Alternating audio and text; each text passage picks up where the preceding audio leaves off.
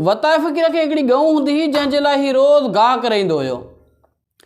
ॻोठ जो गॾो हिरियो जेको वताए फ़क़ीर जी रोज़ु राति जो गऊं जो गाह खाई वेंदो हुयो। वताए फ़क़ीर केतिरा ई दफ़ा गॾ खे हकलियो पर गॾ वरी वरी मोटी ईंदो हुयो। आख़िरकार वताए फ़क़ीर गॾ जे मालिकनि खे बि चयो त तव्हां पंहिंजे गॾ खे रोकियो या राति जो ॿधी छॾियो, मुंहिंजी गऊं जो गाह खाई थो वञे। पर कुझु इलाइक़नि में अहिड़ा माण्हू हूंदा आहिनि जेके चवण न आहिनि ॿुधंदा।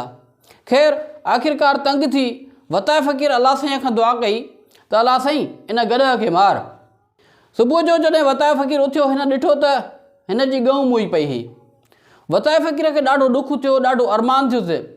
ॻोठ में वञी रस्ते मां वेंदड़ हिकिड़े नाबीन खे, हिकिड़े अंधे माण्हूअ खे वठी आयो।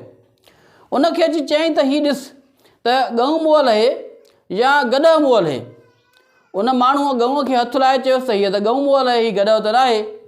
इन ते अलाह ताला जे तरफ़ हथ खणी चवणु लॻो, अलाह साईं हीउ अंधो माण्हू बि ॼाणे थो त गऊं मरी वई आहे ऐं मूं तव्हांखे रिक्वेस्ट कई हुई त गॾ मार जेको मुंहिंजो रोज़ु रोज़ु ध्यानु करे थो वञे।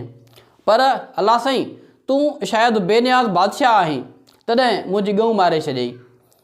सो दोस्तो, अलाह साईं जा जेके फ़ैसिला हूंदा आहिनि उन्हनि ते असांखे सबुरु करिणो पवंदो आहे, छो त अलाह साईं कुल शयुनि क़दीर आहे।